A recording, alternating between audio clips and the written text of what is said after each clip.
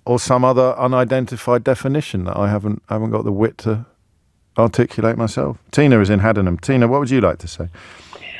Well, I was trying to explain to the researcher that almost exactly what you were just saying. As a woman who I felt I always had to say I was a cis woman, I kind of objected to having to say that because I felt that it was, how can I put it? I am not transphobic. I want to get that straight out there.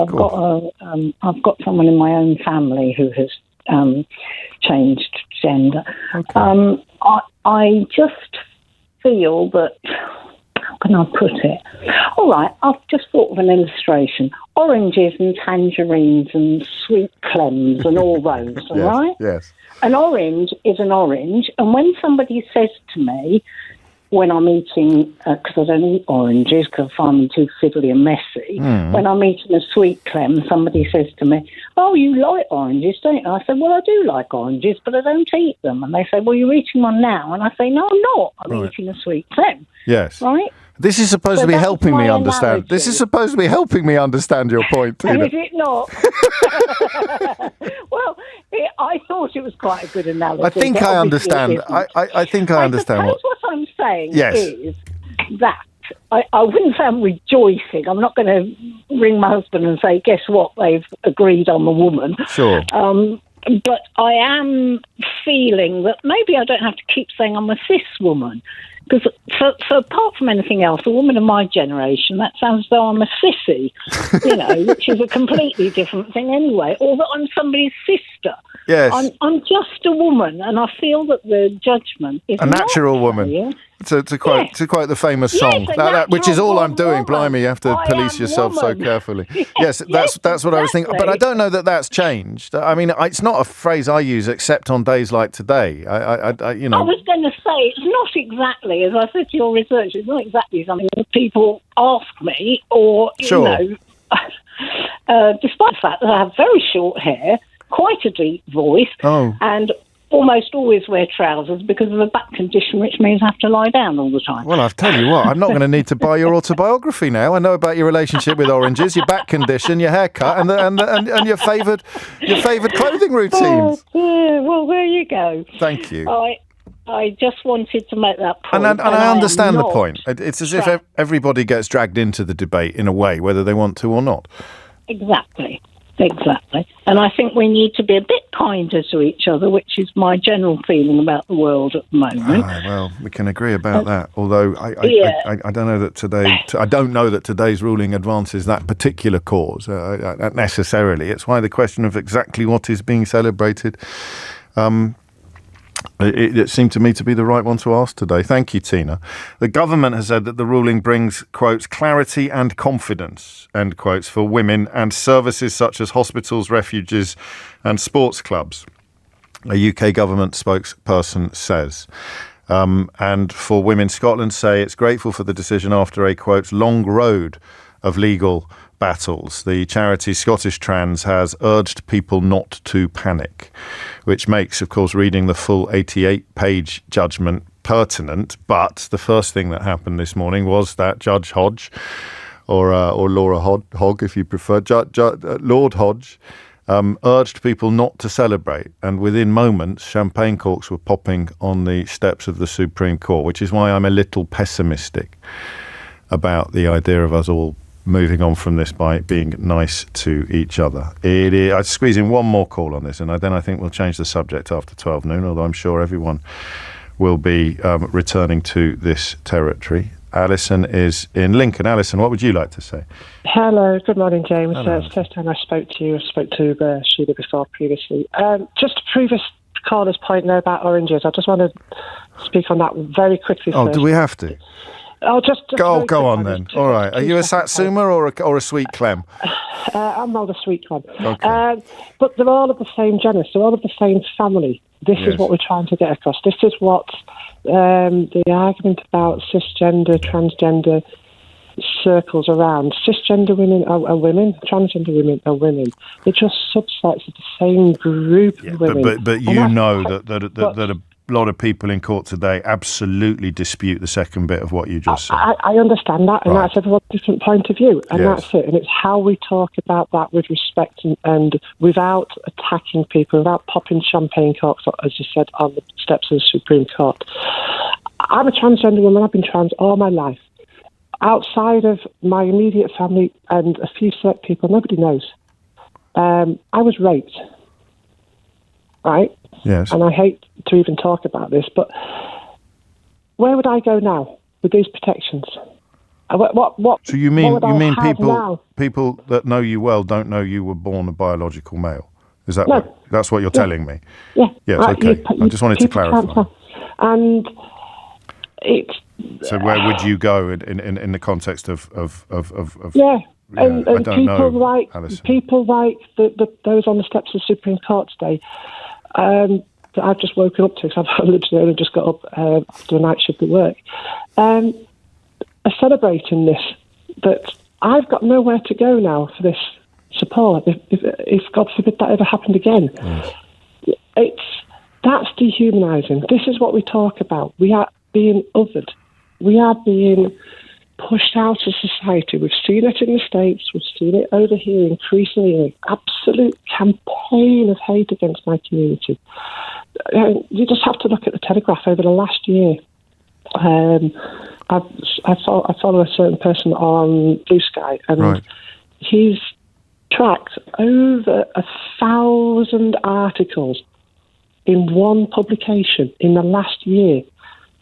Over 1,000, all negative, all derogatory, all painting trans women as predators, all painting trans women as something icky, something to be scared of. We're not. We're just regular people. We just have our own hopes, our own dreams, our own aspirations in life. We just want to get on.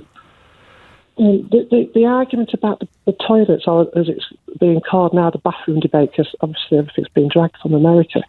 Yes. Can I just run a hypothetical for you? Not really, no, because it's already 12:01. I don't have enormous respect for the news junctions, but I have to have some.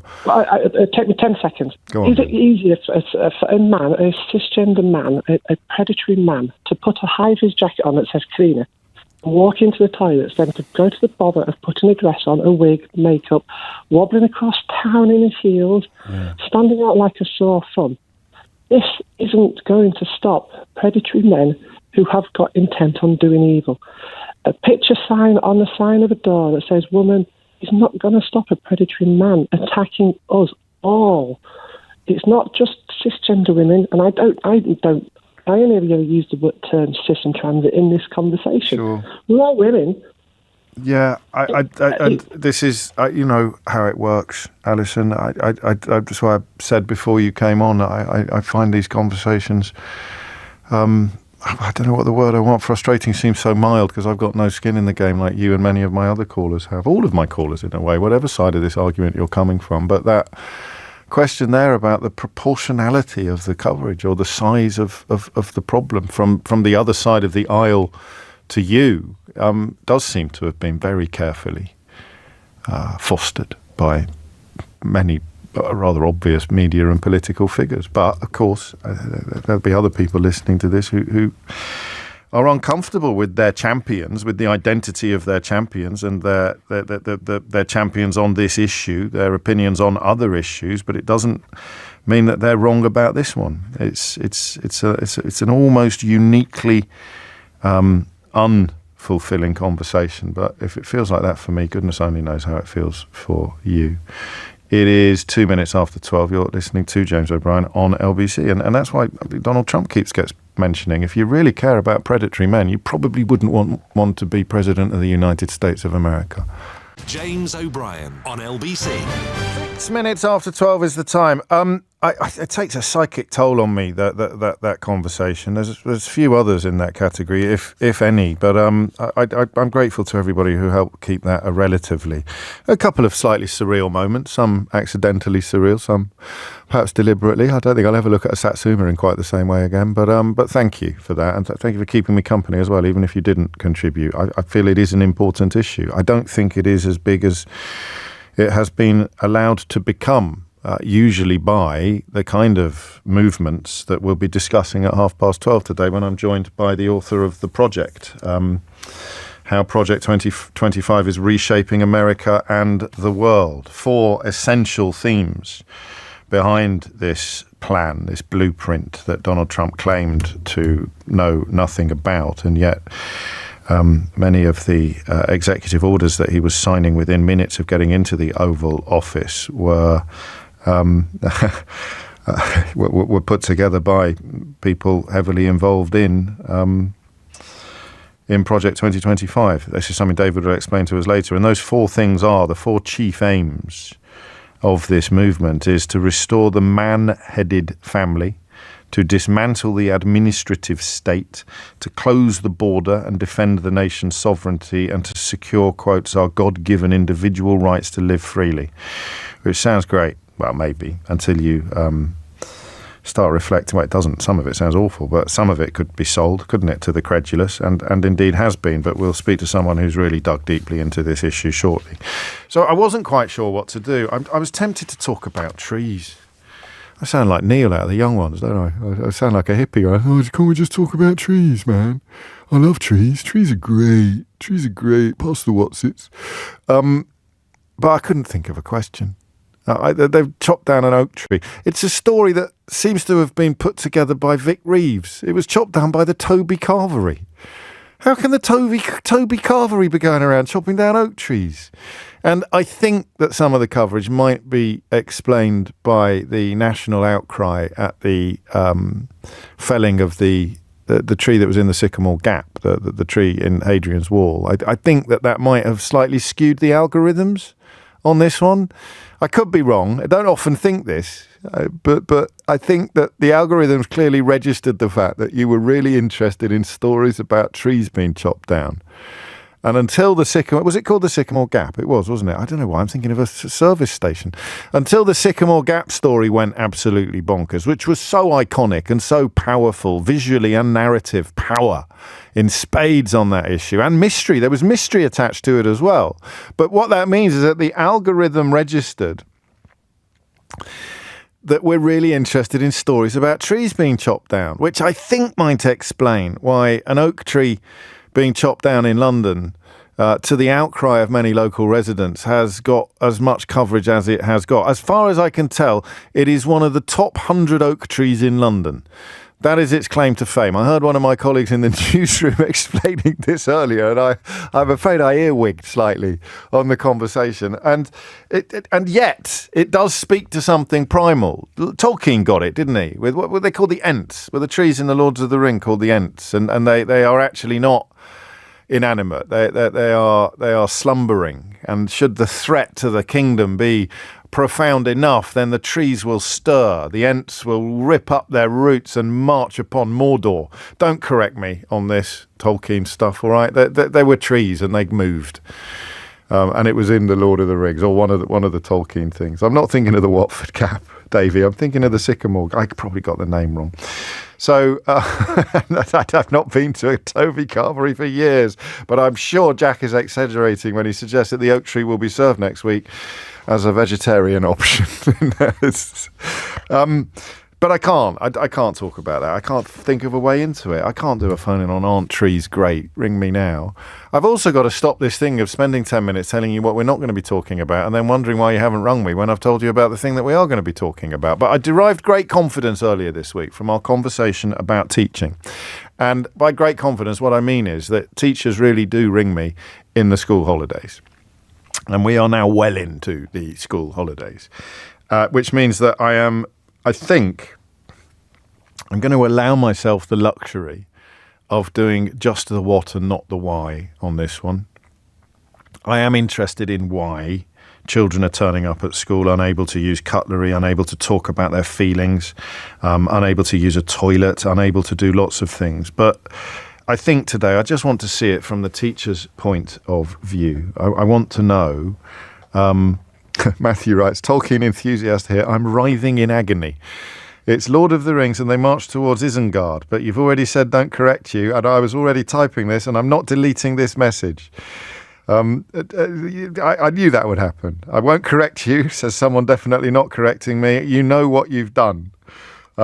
That's why we're not. We may look. I'll take calls on trees if you want to talk to me about trees, but I'm not setting it up as a proper topic. It's your show as much as it's mine. You want to talk to me about trees and why this tale of the Toby Carvery chopping down an oak tree has affected so many people so much, including me. There's something about trees. Alistair Campbell posts a tree of the day, I think, or he certainly used to. Every day he posts a picture of a tree, and it's wonderful. It's cleansing.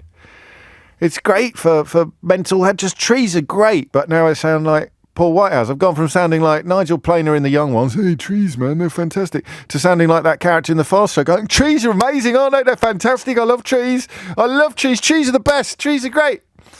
Trees are green. Schools report increasing numbers of children turning up in nappies. And this bit I struggle to believe, but or not even knowing their own names. So here is your invitation as a teacher to tell me with... Sorry, it's Isengard, not Isengard. I knew this would happen. As soon as I opened the Tolkien box, my pedantry quotient has gone through the roof. What? Let me tell you seriously, I drop the trees now, talking about children turning up at school without having the most basic skills needed. Because all this does to me is make me feel sorry for the children. If I was trying to sell the story to you in a particularly cynical way, I'd probably try to make you angry with the parents, right? But most parents want what's best for their children. Almost all parents want what's best for their children. It is a question of privilege, not financial privilege, but sometimes socioeconomic privilege. It's a question of privilege, how much we can do to give them what is best for them. So I don't want to use this as an opportunity to invite you to attack children or their parents. It's so easy to do. How quickly after Israel started killing people in Gaza did we start hearing that there were no innocent people there, up to and including newborn babies. You heard that rhetoric. I'm not suggesting you agreed with it. I can turn you against anyone if I'm skillful enough. I don't want to do that today. I don't want to turn you against the parents, in this case, for whom I feel sorry. And I certainly don't want to turn you against the children, for whom I feel nothing but sympathy and pity. Not sure how healthy pity is, but that's what I'm feeling. And you're a teacher, right? So you don't have time to wonder about why a child has turned up at school unable to use cutlery. You don't have time to dig into the question of how this child could possibly not have been toilet trained. You don't have any particular time to ask these questions because you're too busy dealing with it. Government has started a website that will help to enhance school readiness. It used to happen. New mums used to get help with things. We always sort of think that in the good old days, everyone was born knowing exactly what to do and what not to do. But it's not true. Whether you were getting it from your family or whether you were getting it from community centres, whether you were getting it from Sure Start, you used to get more help. Whether you were getting it from the health visitor or a district nurse, people used to get more help. Surveys have found teachers and parents have very different views on what school readiness means, with 9 out of 10 parents thinking their children were ready for school when they weren't. Teachers reckon the figure is closer to 1 in 3. 1 in 5 parents had never even heard of school readiness. So what I want to know is, from teachers, what happened? That's all. The little child who turned up at school unable to do something or in a condition that the rest of us are going to find absolutely heartbreaking, not a cause for anger or things were better in my day or generational division. You're a teacher. You went into teaching to look after children, and rarely does your heart beat faster than when a child presents early doors at school unable to use cutlery or unable to do the most basic things. And I'd hope this isn't too voyeuristic. I want to be shocked. I want to know 2 things. I want to know what you have encountered. 03456060973. Okay? But I also want to know how big you think the problem is, and only you can tell me that. Only you can tell me that, all right, it is true, and there are stories, but it's 1 child in reception every year. I've got a horrible feeling it's not. I've got a horrible feeling that the nature of the coverage now and some of the statistics being cited mean that this is for reception teachers, for primary teachers. And I suppose for later nursery staff as well, nursery carers as well, this is, well, I want you to tell me, but I fear that it's not one of those stories that we file under tabloid exaggeration. I think a combination of various circumstances, most obviously perhaps COVID and the costs of nursery places, have created an environment in which children are arriving at primary school unready. So we'll dedicate this hour to Ethelred, all right?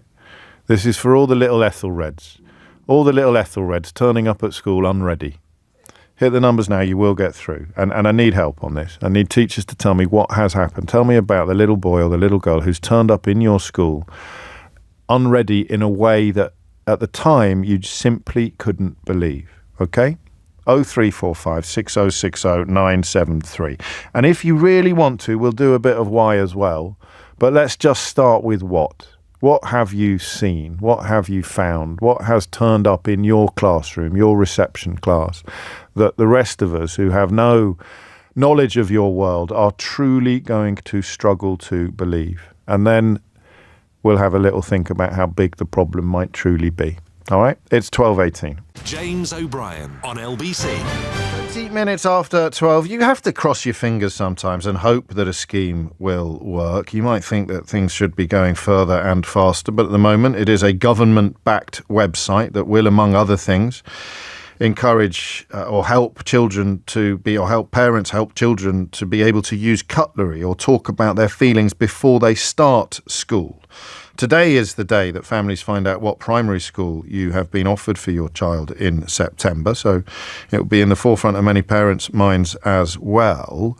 But this government-backed website, Starting Reception, would not exist if the need were not considered urgent or important. And I want to know what your best example of this need is as somebody in that field.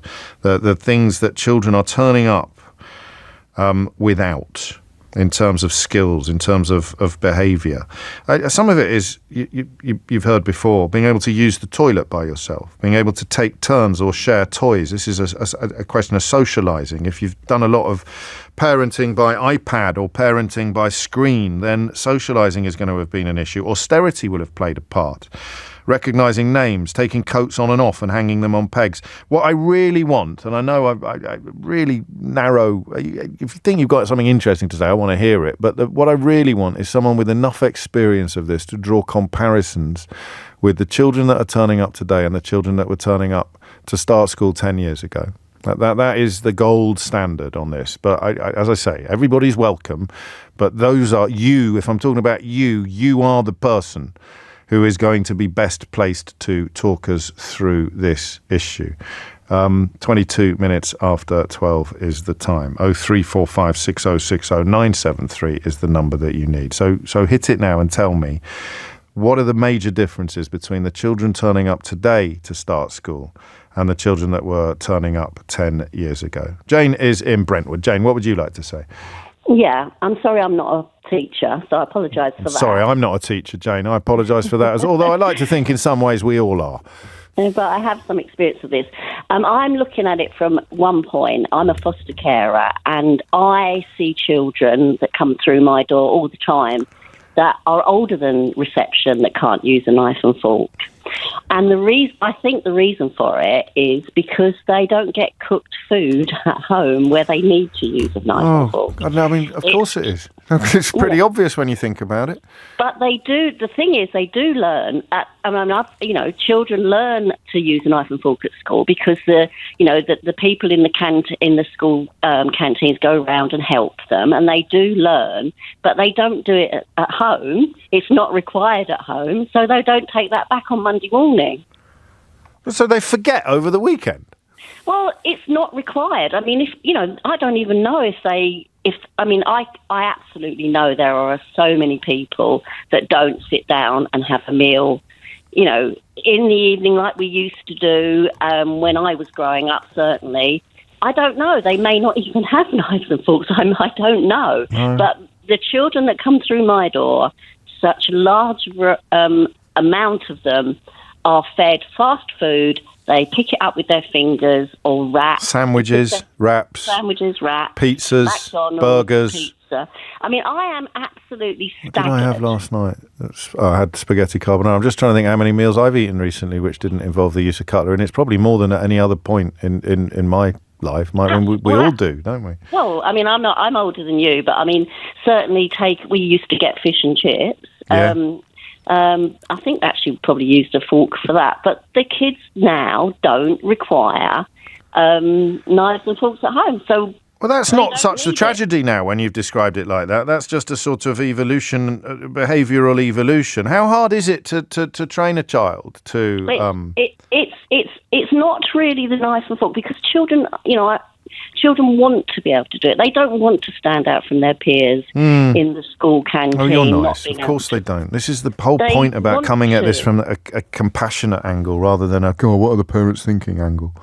Well, I mean, I am staggered. I am absolutely staggered. I mean, obviously I see the extremes, and I would say that most of the children that I see come from parents that don't work and are on benefits, and I'm not making a judgment here. No, of course. I just know that I cannot believe that they can exist on takeaway food and fast food, but they do. And the problem is, it's not just the table manners, which they just don't exist. Yeah. It's the fact that these children are not properly don't have proper nutrition. And also the children that I get have such a salt and sugar addiction, you wouldn't believe it. I would believe it. Can I tell you something? I've got stories. I forgot that I have experience in this field because the world has turned so fast. But I have a godson who was adopted from a very similar background to the one you described.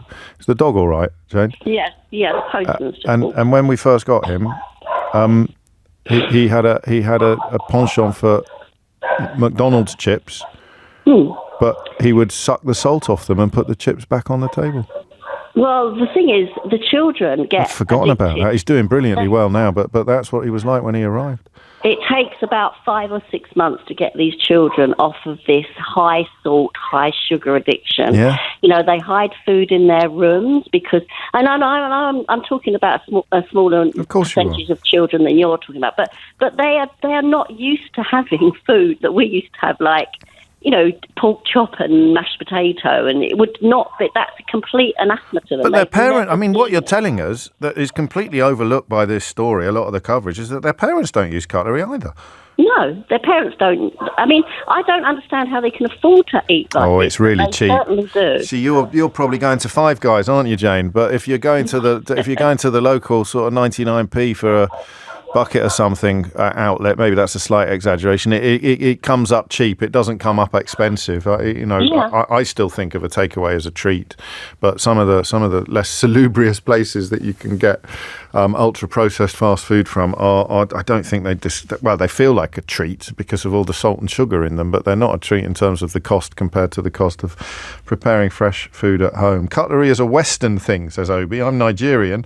There's plenty of food we eat with our hands. Similarly, when I eat rice with my Somali or Arab friends, we use our hands. I'm confident, Obi, that it is not children from that kind of background that Jane or I am talking, or that the coverage is addressing, because it's also a question of school readiness, but using cutlery during the week and then not using it at the weekend and going back on Monday. Once again, I'm familiar with how to use it. So we'll put that on the list. I'm interested in the specific examples you have of teaching children being in the classroom and not being able to believe some of the kids that are turning up today compared to the kids that were turning up 10 years ago. Craig's in Rugby. Craig, what would you like to say? Oh, hi, James. Hello, it was just a small point, really. First time caller, but I'm a bit nervous. But it's only me. It's only me, mate. Just wanted to make a point that some of these children that come into primary school, some of them come into primary school with neurological conditions that the parents didn't know about. And that's when they're actually addressed and they start to get assessed. So one of my children in particular has a condition called PDA, which is progressive demand disorder. Right. And you have to treat him very differently to other children. He won't accept commands or demands in the same way. So if I was to ask him to use a knife and fork with his dinner, if he doesn't want to use it, he won't. And there's nothing I can do about that other than try and encourage him in a nice way. Okay.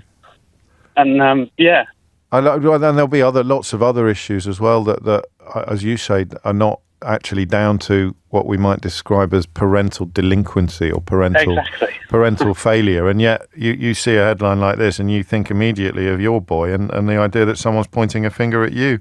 Exactly. And it makes me sick when I hear people say it's the parents' fault, because sometimes it really isn't. No, I hear you. And it's very difficult to live with these conditions. Of course, I've not heard of that one before. I've not come across that before. It doesn't get much press, but it's a very difficult condition to live with. It sounds like it. And does he use cutlery? I know it's a bit trivial in the greater scheme of what you're describing, but is that one of the things you have managed to find the right way? Yeah, we have managed to. Yeah, we've managed to get him to use it. Good. It's just different. You have to approach it in different ways. Yes, no, I get it. I mean, it's. Every parenting challenge is different depending on what child you're talking about, and that we are now living in an era that is the polar opposite of the Victorian era, where so much effort was put into pretending that all children were actually identical. I suppose some people still do this in some schools, but up to and including back in the day, not letting people be left-handed. Craig, thank you. It's 12:30. Amelia Cox has your headlines. James O'Brien on LBC. It is 33 minutes after 12. You are listening to James O'Brien on LBC, where, by popular demand in a way, we turn our attention next to Project 2025, the once mysterious document published by a conservative think tank called the Heritage Foundation, which many people sought to explain going back to the months leading up to the 2024 presidential election, was a blueprint for the mode of government that Donald Trump was likely to employ. Many people, including Donald Trump, denied every single scintilla of that story, although I think it's fair to say that events have rather vindicated the people who were sounding the alarm. But it remains a widely misunderstood, even unknown factor in what we see unfolding on the other side of the Atlantic. And of course, America catches a cold, we historically sneeze quite soon afterwards, which is why I'm delighted to be joined by David A. Graham, who is the author of The Project, How Project 2025 is Reshaping America and the World. David, well, actually, let's start with you unpicking my introduction. How widely known, how widely understood do you think this document is, and how confident are you now that it is the menu, if you like, or the agenda that Donald Trump and crucially his closest acolytes are working their way through? I think the name was well known and people knew about some of the elements of it, but I don't think it was fully understood how much it was not just a sort of wish list of policies, but a plan for achieving all of these things. And that, to me, I think is the story of the first 3 months of the Trump administration, is how they've gone about doing these things and how they are reshaping the U.S. government in radical ways that I don't think maybe was totally understood. Who wrote it? Well, there are 70 contributors, 12, 15 authors. So it's really a wide swath of thinkers from across the American right who came together, subject experts, to put this together. So some of whom are very, very close to Donald Trump. That's right. They're members of the cabinet. They're high-ranking officials in his administration. There are people who served in his first administration. You name it. So when he denied, I don't know if he denied his existence, although you wouldn't put it past him, but he was adamant that it was going to have absolutely no impact on what he was doing in government. We're in another one of those curious, very Donald Trump-shaped spaces where you don't know whether he was being ignorant or dishonest. In this case, I mean, he said he hadn't read it, and I believe that. I believe that. But to say, I can't believe he didn't know of it. I mean, the person who ran his platform for his presidential campaign was also the sort of intellectual mastermind of this thing. There's so much crossover. It just doesn't. It doesn't deserve credence. And the binding force is this think tank, which is a much maligned description on both sides of the Atlantic, but the only one we've got in some cases. The Heritage Foundation. A bit for my listeners, if you would, on who they are and what they stand for. Yeah, Heritage dates back to the 1970s, and they were founded as a sort of meant to be a little bit more Christian than some of the traditional conservative think tanks. They believed the American conservative movement was too conciliatory and not sufficiently Christian. And so they've been up and down through the years. And I think for them, they were very influential, for example, during Ronald Reagan's term as president. And this was their bid to come back as a major force once again. And what are the key themes, David? You identify 4 chief aims. Just run us through them, and maybe while we do it, remind us of some examples of how attempts to enact these ambitions have already started to unfold. So we begin with the desire to restore the man-headed family, I think. Yeah, I mean, I think this is the most deeply held idea in the book. It's something that really unites all of the authors. They want traditional gender norms. They're very concerned about, pushing back on trans rights, making sure men are the breadwinners, women are at home caring for children, and then we're, sort of defending a traditional family. And I think that's very deeply held, but it's something we haven't seen quite as much yet so far. There's been a little bit of focus on trans rights, but I think this is more of a long-term project, and they want to reorient everything from the education department to the labor department to public assistance around encouraging traditional families. It is the trans debate something that they have used to smuggle in much older bigotries and prejudices? It's as if we were not allowed to, or they were not allowed to speak about women or gay people in quite the way that they would have been allowed to do in the 1970s. But the trans issue somehow released rhetoric that we thought perhaps we'd seen the back of, and therefore it was a very, very helpful vehicle for these people to drive to somewhere else. I think it's a good way of putting it. They're very concerned about wokeness. Yes. And wokeness starts with what's current right now and quickly becomes a long conversation about things they've been saying since the 1950s. So that one probably not fully enacted, but I did see one senior Trump ally saying that things only go well when everything is being run by straight white men. They truly believe this. Yeah, I think that's exactly right. Wow. Shall we move on to the second bit, which is to dismantle the administrative state? And I don't know about you. I'm sure you're better at this than I am, not least because you've got a lot more skin in the game than I do. But there are days when I just can't keep up, David. There are days when I'll see something on Blue Sky or something on the wires, and if it's on Blue Sky, I think that can't be true. Although I've stopped thinking that now. But if it's on the wire, I know it's true. But I think I'm not going to remember to mention that on the show today because I've got that to mention and this to mention and that to mention. So when it comes to dismantling the administrative state, that's turbocharged already. That's right. I mean, we see slashing thousands and thousands of federal employees, closing down whole departments, slashing regulation left and right without the sort of standard processes. And I relate. I don't know what to focus on from day to day and how to convey it all. Just why is this so worrying? I mean, most people accept that the administrative state, or in this country, the civil service can be sclerotic, that there will be, in a way, it's been sort of demonstrated in Argentina, that there is fat to trim. But that is not what they are trying to do, I don't think. Yeah, I mean, I think it's a case where they have identified a problem that is real and something that a lot of people feel strongly about, but their solution doesn't really solve it. And what they want to put in its place is both much reduced services, which I don't think is something that a lot of Americans are looking for. And they also want to really deeply politicize what's left and make it all sort of subject to an ideological agenda rather than making the focus providing government services, which is obviously what these things were created for and why Congress has enacted these departments. The massive majority of people in the United States will benefit from the provision of the services that are now being cut and removed. How does the propaganda angle work? How do you successfully persuade someone to be supportive of the removal of something that helps them? That's a crucial part of the whole platform, isn't it? Yeah, I think one of Donald Trump's real rhetorical geniuses has been always convincing people that he's going to get those people, but not you. Yeah. And until it comes to you, you think he's going to get the things I don't like, but he's not going to touch the provisions I like. And I think that people are going to walk through that quickly, and they're going to realize that the services they want are on the line too. And by then, in the words of Joni Mitchell, you don't know what you've got till it's gone. By exactly. Then it will be too late. What are you most worried by, personally or professionally? What seem to you to be the most egregious examples of service removal, service closure? Well, I mean, I think the things that are most dangerous are trying to slash a lot of healthcare provision, whether that's Medicaid, which is the major program for poor Americans, but also veterans assistance. All of these things are an interrelated web, and once they're demolished, it's very hard to rebuild them. And I think they're just not. This is something that's been built up over decades, and it's very fragile. It turns out.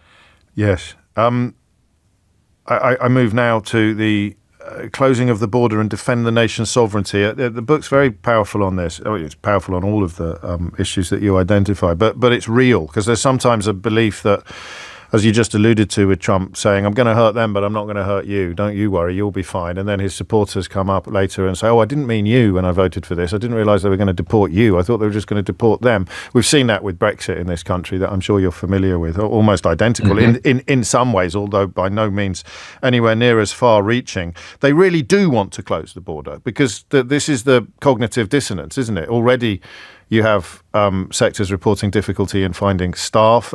One story I saw, again, this is an example of the things that I can't keep up with, suggested a dilution of child labour laws in order to address some of the shortages being caused by clamping down on foreign workers. They really do envision a kind of Gilead or forget what the city in the Hunger Games is called, where it is fenced in, as much as, of course, it's fenced out.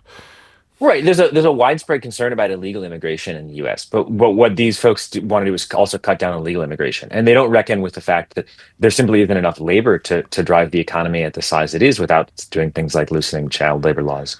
And I also think, like, when they say close the border, they mean this in a very broad sense. Yeah. The sort of tariffs we're talking about are about closing the borders too. It's about trying to make the U.S. entirely self-sufficient and not have to rely on foreign workers or foreign goods or any number of other things. What are your favourite historical precedents for this mode of government? Do you have any? I mean, the one that we hear about a lot right now is the Smoot-Hawley tariffs in 1930, which worsened the Great Depression and drove the American economy much further behind. And since then, presidents have been very worried about using tariffs in anything but a very limited, targeted way. And we seem to be on the verge of relearning the lessons of 1930. What is it historically, David? Does it appeal to? I mean, we talk a bit lazily about pioneer spirit or about the leaders of the free world. It appeals to a form of exceptionalism in his supporters, does it? The idea that we really are better than everybody else, and therefore we really don't need them. So why are we giving them our jobs and our money and our freedoms almost? Yeah, it's very curious because it's not exceptionalism in the sense of leading the world, which is the way a lot of Americans have tried to, we want to be the first among all the country, and yes. He wants to look inward. I think he goes back to he's been saying a lot of these things since the 1980s, when Americans were very concerned about Japanese takeover and about the Japanese owning the Empire State Building and things like this. And it combines with the hollowing out of American manufacturing and people whose identities were forged around working in mills and factories. And they'd like to return to that. And so he's kind of putting these things together to create this inward-looking vision. And as ever, and you don't pull your punches on this, the real trick, as with Brexit, is to persuade people who aren't going to benefit from something that they are going to benefit from it. But then you pull back the curtain and reveal who is actually going to benefit from this program, or who thinks they're going to benefit from this project. Yeah, I mean, it's the people like Donald Trump. It's people who have a lot of funds, and it's people who are committed to this very traditional vision of the world. And I think for them, it's not so much, they see economic prosperity here, but it's so much tied to a moral vision that economic prosperity is less prominent. If you can achieve the kind of Christian right-wing nation they want, that is a goal in and of itself, whatever the cost might be. And yet, I mean, Donald Trump is not what you'd call a very good advertisement for Christian doctrine, is he? None of them are, really. It's that weird use of religion to what? To insulate them from criticism, or to claim that if you're on a mission from God, then I don't need to answer to mortal complaints. Yeah, I mean, I think that one of the things about Project 2025 that has been really effective is the way they have used Donald Trump as a kind of vessel for this agenda, even though he isn't particularly Christian, even though he obviously doesn't care a great deal about traditional families. You can look at his own history. He has several. But they've seen how several. To What are you talking about? He has several traditional families. which brings us to point 4, really, or to platform 4, which is to secure our God-given individual rights to live freely. You're going to have to translate that into English and out of American English, I think. Well, I think it's a little bit slippery even in American English, because they have a very specific vision of liberty, but it means cracking down on a lot of what people want to do. It means pushing back on companies' ability to do business the way they want. It means pushing back on free speech in certain aspects under the name of defending free speech. It means that you can only speak in these ways that they want. It's not the traditional sort of libertarian conservatism that I think has been popular in the United States. How worried are you? When I started this project, I thought this was an important thing to understand intellectually. But even I had been surprised by how quickly they had moved through the things in it and how how strongly they have done it. I think this is a real shift in American society, and I think people need to understand where things are going and what the plan is, both to know where they're going and also if they want to fight back. You didn't actually answer my question. I'm very worried, I guess. Okay. You're right. Because, I mean, I think it was Upton Sinclair many moons ago who wrote It Couldn't Happen Here, or It Can't, a book where the idea that those of us in liberal democracies get a little lazy perhaps and just presume that this kind of takeover, state capture, which I don't think is an exaggeration, doesn't happen to countries like ours, but it's happening. Right. I mean, we're looking at a situation in the U.S. right now where the government is, defying court orders and talking about possibly deporting people who have legal protected status. Those aren't citizens yet, but there's no reason they can't do the same thing to citizens. Homegrowns, as he was overheard saying to the Salvadorian president. Final question: how does it end? And obviously there'll be 2 or 3 different answers to that, but take your pick. I think there's no stopping a lot of these things now. And the question is, what sort of country, when the dust clears, Americans want? So we're not going to go back to what we had from 1935 to 2025, and we have to think about the country that we want to build in the aftermath, and what works and what doesn't. I don't think that staying in the same place is an option anymore. And if Trump goes, for whatever reason, I suppose most obviously his own mortality, J.D. Vance is next in line, and he seems to be much more a creature of the people you detail in the project than Donald Trump ever was or ever will be. I think that's exactly right. Vance is very much in line with these people on a religious basis in terms of the sort of family focus. What he doesn't have is the same kind of charisma that Trump has. But they intend to build systems that will last well beyond Trump. This is a project that they envision lasting for decades. And that vision is of an almost feudal existence where we have barons and earls of latter-day United States and everybody else in a form of fealty to them. Right. And that's what they identify as freedom. The book is out on the 22nd of April, as David says, if you want to. I mean, it doesn't help you stop what's coming, does it, David? But it helps you understand it, perhaps. That's the exactly. It's an incredible book, very, very, very readable. And for people who are daunted by hefty tomes, it's not long either. You get there probably shorter than the Project 2025 document itself. Much. About an eighth of the length. There you go. David A. Graham, thank you so much. The project, how Project 2025 is reshaping America and the world, is, as I say, out here on the 22nd of April, which is imminent, isn't it? Next week. And it's all in there. The people, the only thing it's missing, I should have picked him up on this actually, is an index. But that will be because it has been published at speed. This is something that I actually know about because the hardback of my last book didn't have an index because I delivered it so late. I wanted it to be so up to the wire, but the paperback did. It would benefit from one, for me at least, so I can look up the stuff that I'm actually looking for in the moment. It's 12:49. You're listening to James O'Brien on LBC. Back to the question of what children are doing at school, how they're turning up, and the condition that they are in that makes you weep, actually, not just for them, but also in some ways for their parents. James O'Brien on LBC. It is 12:52. You are listening to James O'Brien on LBC. I think, and I need to double check this, but I think that the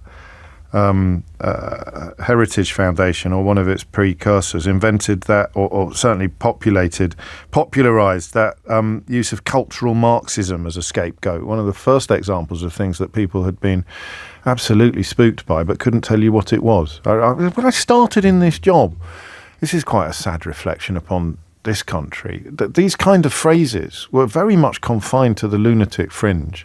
It's cultural Marxism. Daily Mail got in there quite early on cultural Marxism. What are you talking about? But of course, what I've discovered in the 20 years I've been doing this, it doesn't matter what you're talking about. Somebody has said this is something you should be very worried about. And you just see variations of it unfolding everywhere. They're going to turn your boy into a girl at school, and people somewhere, consciously or subconsciously, believe it. And that's how all the really bad stuff happens. But cultural Marxism was an early example of it. Thank you to No Hostages for sending me an article from back in the day on the Foundation's website saying how cultural Marxism threatens the United States and how Americans can fight it. And the only question left is how many people actually believe this bilge and how many just pretend to believe it, because if they can persuade enough other people to believe it, then they can get they can get their evil way. It is 12:53. Back to children, back to school, back to this sad story about kids with no cutlery skills. Not quite as sad as it was to start with, because so many meals these days don't involve cutlery, but not being nappy trained, not being able to hang up a coat, not being able to share, not being able to take turns. Well, what is it like to be on the so-called front line, or the chalk face, if you prefer? Jenny's in Lewisham. Jenny, what would you like to say? Hi. I'd just like to say I qualified as an early years specialist in 1975. I'm going to have to do something to your. I'm going to have to do something to your phone line, Jenny. It's not your fault. It sounds like you've got a little bit of water in your earpiece or something like that. But we will seek to rectify that while I head over to Barnet. Runar is waiting there. Runar, what would you like to say? So I was speaking to your colleague, James, and what I was saying, I was coming from a two perspectives. I'm a parent of 3 children, all under the age of 7, who've gone through the process, and I'm a working mum. Yeah. I've also worked in the field for the last 20 years with children and families, partially based in a school at certain points. Yeah. And what I was saying to her is on two perspectives. As a busy working mum, you do cook cooked food for your children. My children have been eating things like, for example, grilled chicken wings from when they were, as soon as they could swallow solids. Yes. But because you've got such a time constraint, you're giving them dinner, you want to do some reading with them, you want to have some cuddles with them. Yeah. And as a mum, you want to fit all these things in between a certain period of time before they go to bed. So where your children are struggling to use their cutlery, let me just quickly cut it up for you. Then they're using their fork to just eat the meal very, very quickly. And that's helping you. And then they turn up at school and there's no one to do that for them. No one to do that for them. Because the teacher is even more harried. So you don't Absolutely. I'd never thought of it like that. And the other thing is, as a multicultural society and also a society where we travel a lot, our dietary kind of experience is quite varied. Like one day we might have Mexican food, so we're having tacos, we're using our hands. On another day we may have grilled chicken wings. On another day you may have dal and roti. So do you understand what I'm trying to say? You've got so many varieties going on using cutlery, and I'm just focusing on the cutlery issue here. Yes, it's of course. not something necessarily that children get the experience of using because they don't need to. On top of that, you've got the time constraints. So you're not spooked by this story then? I mean, to be fair, I probably set it up a bit wrong, because polish up cutlery skills before school leads us to where you've gone, but some of the other stuff doesn't, not so being toilet trained. I agree with, so even the toilet training part of it, if you fit it into a working mum's busy schedule, they've got 2 days with their child, 3 days they're in nursery, they're fitting it around that. But to be fair, I did that with 3 of my children. I actually thought it really helped them being in nursery, and the nursery staff supporting me. They went to nursery 3 days a week. They were with me 2 days a week. And so we kind of did a joint collaboration. I found it more difficult through lockdown with my second child, who I potty trained by myself, whilst working at home, whilst trying to do everything else. And I think the lockdown obviously would have affected a lot of parents who had to do that during that time. It was incredibly difficult trying to fit everything in. The other thing I was going to say in terms of childcare, it's so expensive. I think that's part of it. Yes, and they're not able to afford. I've got things to get. I've got things to get on with. So if I can almost not sedate the child medically, but sedate them in terms of distraction, then I'm going to, because that's the only way I'm going to be able to do all the things around the house, or even from home, working from home, that I'm going to have to do. Runa, I'm moving on only to squeeze in Jenny, whose phone line has hopefully been improved. I'm thinking also of Donald Winnicott, the British psychoanalyst and paediatrician who wrote, 60, 70 years ago, about the concept of a good enough mother, and reminding us that we don't have to be perfect, we just have to be responsive and attentive to a child's needs. But that, as Runa has just highlighted, isn't as easy as it used to sound. Jenny, I don't have long. What would you like to say?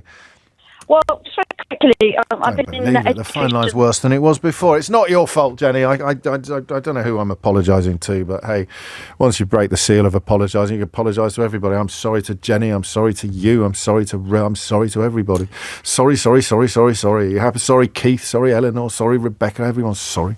Read some Donald Winnicott, though. He's absolutely fascinating. And I was thinking about him because my friend Alex Andreou's latest podcast on that Podyssey series that I told you about is about Persephone this week. Fascinating, great Greek myth. And the one of his contributors talked about Donald Winnicott, and so I remembered to get the book out of the bookshelf. That's really important because that's one of the biggest changes since he wrote about the concept of a good enough mother. You just have to be responsive and attentive, but some reasons are sympathetic and some reasons are not. It is harder, as Runa pointed out, for a mother and of course a father to be responsive and attentive to a child's needs these days, subjects to which we no doubt will return. I don't know why I bother some days. Honestly, I must have mentioned his name and the title of the book about 200 times. But it's not enough for you, apparently. The Project, it's called. How Project 2025 is Reshaping America and the World. And it's by David A. Graham. And there's a quote on the front from some Herbert called James O'Brien, but don't let that put you off, all right? If you missed any of today's show, you can listen back on Catch Up on Global Player, where you can also pause and rewind live radio, as well as listen to a range of podcasts, including James O'Brien Daily, the best bits of my show in 60 minutes every day. Download it now for free from your app store or head to globalplayer.com. Coming up at 4 on LBC, it's Tom Swarbrick, but now it's Sheila Fogarty. James O'Brien on LBC.